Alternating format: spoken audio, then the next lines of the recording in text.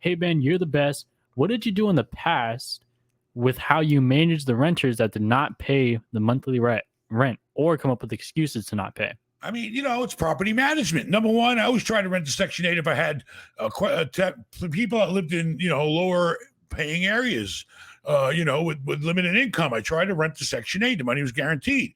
But listen, you got to, my son was better than I was because I was a sucker for a sob story.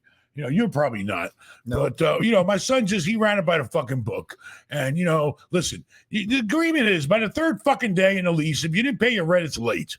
All right? Pay your fucking rent.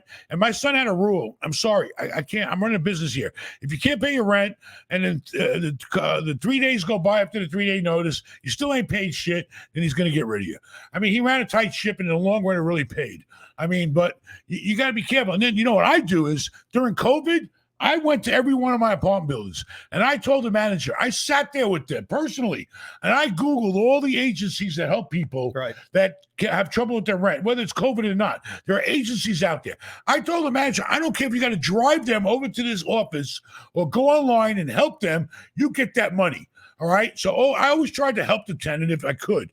If the tenant wanted help and I tried to help him, if I could, I would. But, you got to run it like a business. You can't get personal. And, because people they got problems. They can't pay. They can't pay you. You can't get blood from a turnip, right? Yeah, exactly. Yeah, we did the exact same thing. We actually put everything together in a spreadsheet for them, emailed it to all our tenants and said, look, if you're having problems paying your rent, you can contact our Florida, you can contact Catholic Charities, blah, blah, blah, phone numbers, emails, everything all in it. But Ben's right. You have to run it like a business. I mean, your family is one thing, but you can't have 27 tenants that are a family. Never rent a family.